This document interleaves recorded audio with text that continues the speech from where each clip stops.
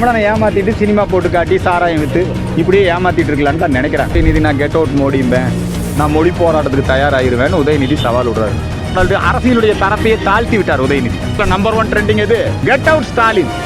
தேர்தல் வந்து அதில் சேர்ந்துக்குவாங்க. அதுக்கு தான் தமிழன்கிட்ட வேண்டுது. ஒரு மும்மொழி கல்வி வேண்டாம் பாரு. அவர் ஒரு என்டர்டைன்மெண்ட் தானே பேசிட்டு இருப்பார். இந்தி கூட்டணி வலிமையான கூட்டணி தமிழ்நாட்டில். திமுக தலைமை தான் இருக்குது. அது ஸ்டாலின் குடும்பத்தார் நடத்துகிற ஸ்கூலாக இருக்கலாம், ஜோசப் விஜய் நடத்துகிற ஸ்கூலாக இருக்கலாம். இவங்க எல்லாமே வந்து 3 மொழி தான், பணம் கொடுத்து தான் படிக்கணுங்கிற நிலைமை இருக்குது. அரசு பள்ளியில் இருக்கக்கூடிய ஏழை மாணவர்களுக்கும் அவங்களுக்கு இன்னொரு மொழி கற்கக்கூடிய வாய்ப்பை, படிக்கிறதுக்கு வாய்ப்பு மறுக்கிறாங்க. அவங்க வியாபாரம் கெட்டு போயிடும் தான். நவோதய ஸ்கூல் வந்தால் திமுகவுடைய கல்வி வியாபாரம் கெட்டு போயிடும். இவங்க கல்வி வியாபாரமாக பண்ணுறாங்க. சார், மும்மொழி கொள்கையினால் நம்ம வளர்ச்சி எப்படி இருக்கும்?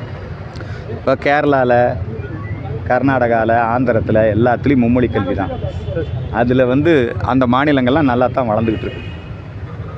இவங்க தான் வந்து வேணும்னு உள்நோக்கத்தோட இந்த மாநிலம் தமிழன் எதையும் படிக்கக்கூடாது. தமிழன் படிச்சுட்டா கொடி தூக்க வரமாட்டான் உடன்பிறப்பே.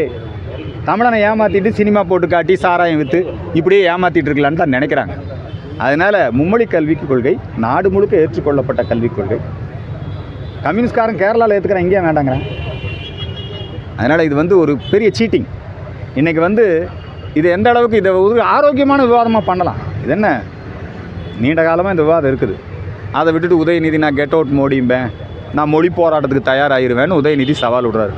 உன் மொழி போராட்டத்தை 1965 திமுக மொழி போராட்டத்தில் வன்முறையில் ஈடுபட்ட போது ஈவேரா என்ன தெரியுமா சொன்னார்? காலி பயலுக இவனுங்கெல்லாம் சுட்டு தள்ளுங்கன்னார் ஈவேரா. தமிழ்நாட்டில் எங்காவது இந்தி திணிக்கப்பட்டதுன்னு நிரூபித்தா நான் வந்து எந்த விதமான நடவடிக்கைக்கு தயாராக இருக்கிறேன். தமிழ்நாட்டில் இந்தி திணிப்பு இல்லை. அப்படி இருக்கையில் 65 நடந்த போராட்டம், வன்முறை போராட்டம், அதை வந்து இரும்பு கரம் கொண்டு அடக்க வேண்டும், துப்பாக்கியில் இந்த காலி பயல்களை சுட்டு தள்ள வேண்டும்னார். யார் சொன்னது? அர்ஜுன் சம்பத் சொல்லலை, ஈவேரா சொன்னது. மறுக்க முடியுமா? உதயநிதி வரலாறு பிடிச்சிருக்காரா? தெரியுமா அவருக்கு? அதனால் அவர் இந்திய எதிர்ப்பு போராட்டம் நடத்தினா அவர் நடத்த வேண்டியது தான். ஈவேரா பாணியில் நம்முடைய அரசாங்கம் நடவடிக்கை எடுக்க வேண்டியது தான். அதை விட்டுட்டு சும்மா வாய் சவடால் அரசியலுடைய தரத்தையே தாழ்த்தி விட்டார் உதயநிதி. உதயநிதி எடப்பாடி என்னென்னு கேவலப்படுத்தினார்னா காலுக்கு நடுவில் பூந்துன்னு கேவலப்படுத்தினார் உதயநிதி. பேசினாரா இல்லையா உதயநிதி? கெட் அவுட் மோடிம்பியா நீ? இன்றைக்கி கெட் அவுட் மோடி அப்படிங்கிறத மாறி இன்றைக்கி இந்தியா முழுக்க நீ ஒரு ஊரில் ஒரு மாநிலத்தில் ஒரு கட்சி வச்சுருக்கிற, புரியுதா? ஆனால் இந்த உலகத்திலே மிகப்பெரிய அரசியல் கட்சி பிஜேபி. உலக மக்களுடைய தலைவர் நரேந்திர மோடி. அவரை வந்து நீ கெட் அவுட்டுன்னு சொன்னீங்கன்னா அதுக்கு தான் அண்ணாமலை பதிலடி கொடுத்துருக்கிறார். Get out Stalin. இன்றைக்கி உலகத்தில் நம்பர் 1 ட்ரெண்டிங் எது? Get out Stalin. அதனால் இந்த விஷயத்துலையெல்லாம் நீங்கள் வந்து தேவையில்லாமல் இந்த மாணவர்களை இவங்களை சும்மா மக்களை ஏமாற்றக்கூடாது. உதயநிதி ஸ்டாலினுக்கு கண்டனத்தை தெரிவித்துக் சார், இது அரசியல் நாகரிகமாக இருக்குன்னு பார்க்கலாம். அவர் வந்து இது அரசியல் நாகரிகம் இல்லை. அவர் வாடா போடான்னு எப்போ சொன்னார்?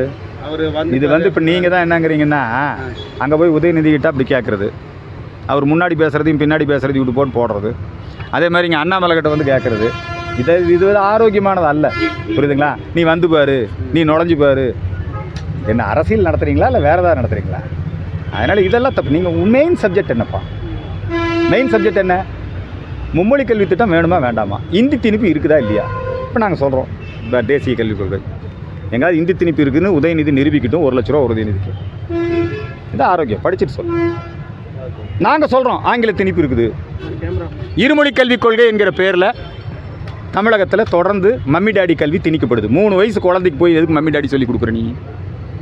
கர்நாடகாவில் சொல்லி கொடுக்குறானா? கர்நாடகாவில் கிண்டர் கார்டனில் கான்வென்ட் கல்வியில் ஆங்கிலத்தை திணிக்க முடியாது, கன்னடம் தான். அது மாதிரி இங்கே கொண்டு வரலாமில்ல? ஏன் இங்கே கொண்டு வர மாட்டேங்கிற? இது மாதிரி ஆரோக்கியமாக பேசுங்க, புரியுதுங்களா? உதயநிதி இந்த அரசியலை தரம் தாழ்ந்து கொண்டு போயிட்டார். அவருக்கு அவர் பாணியில் பதில் கொடுக்கணும்னு அண்ணாமலை பேசுகிறார். அண்ணாமலை ஒரு நாகரிக அரசியலுக்கு வித்துடுகிறார். ஆனால் உதயநிதி என்ன பண்ணுறாருன்னா ரொம்ப கேவலமாக நடந்துக்கிறாரு. அவருக்கு பாடம் புகட்டுவதற்காக இன்றைக்கி வந்து கெட் அவுட் ஸ்டாலின் அப்படிங்கிறது இன்றைக்கி நேஷ்னல் லெவலில், வேர்ல்டு லெவலில் ட்ரெண்ட் ஆகிருக்கு. இந்த கேவலம் தேவையா? நான் கேட்குறேன். நன்றி. அதிமுக தான் வந்து எதிர்க்கட்சியோடைய வேலையை வந்து அண்ணாமலை செய்கிறாரு. ஏன்னா இப்போ எடப்பாடி யார் சொன்னா அதிமுக எதிர்க்கட்சி? அதிமுகவும் எதிர்க்கட்சி தான், பிஜேபியும் எதிர்க்கட்சி தான், என்னங்க நாம் தமிழரும் எதிர்க்கட்சி தான். ஏன் எல்லாரும் சேர்ந்து திமுக எதிர்த்தா என்ன உங்களுக்கு பிரச்சனை? எல்லாரும் சேர்ந்து திமுக எதிர்த்தா என்ன பிரச்சனை? தனித்தனியாக எதிர்க்கிற மாதிரி இருக்குது. எல்லாம் தேர்தல் வரும்போது எல்லாம் சேர்ந்துக்குவாங்க. அதுக்கு தான் தமிழன்கிட்ட வேண்டுதல், எப்படியா திமுக கிட்டேருந்து காப்பாற்றுங்க. அப்போ விஜய் வந்துடுறாரா சார் உங்க கூட? சார் யார் விஜய் வந்துங்க? நாங்கள் வந்துங்க அவங்க வருவாங்களா? மக்களுக்கு நல்லது செய்யணும்னா நீங்கள் வாங்க. இந்த திமுகவினுடைய பெண்களுக்கு பாதுகாப்பற்ற போதைப் பொருள் மிக மோசமாக இருக்குது இந்த ஆட்சி. மக்கள் எப்படா இந்த ஆட்சியிலேருந்து விடுபடுவோன்னு இருக்கிறாங்க. நீங்கள் மக்களுக்கு நல்லது செய்யணும்னா முதல்ல திமுக வீட்டுக்கு அனுப்புறதுக்கு எல்லோரும் ஒன்று சேருங்க. இதான் எங்கள் வேண்டும் சார். இப்போ போஸ்ட் ஓட்டுறது, அண்ணா சாலைக்கு வரன்னு சொல்கிற வார்த்தை கலாச்சாரத்தை சார், அந்த கலாச்சாரம் நாங்கள் விரும்பவில்லை. அந்த கலாச்சாரத்தை நாங்கள் விரும்பவில்லை. அந்த கலாச்சாரத்திற்கு திமுக குறிப்பாக உதயநிதி வித்திடுகிறார். அதை வந்து நாங்கள் வன்மையாக கண்டிக்கிறோம். சீமானே எதிர்க்கிறாரா சார்? யாரை? இந்த மும்மொழி கொள்கை வேணாம். சீமான் எதிர்ப்பாருங்க. அவர் மும்மொழி கொள்கை வேண்டாம் பாரு. அவர் ஒரு என்டர்டெயின்மெண்ட் தானே பேசிகிட்டு இருப்பார். அதுக்கு என்ன பார்த்துக்கலாம். சீமானே நாங்கள் சேர்த்திக்குவோம். நன்றி. அல்ல யார் வந்தாலும் சேர்த்திக்க வேண்டியது தானே. திமுக வீட்டுக்கு அனுப்பு. Get out Stalin. அதுக்கு யார் வந்தாலும் சேர்த்திக்கும். சார், விஜய் வந்து சரிப்படாதுன்னு சொல்லிட்டாரு அவரோட கூட்டணிக்கு. யார் சரிப்படாது? சீமான் சொல்லியிருக்காரு. அது நீங்கள் சீமான்கிட்ட போய் கேளுங்க.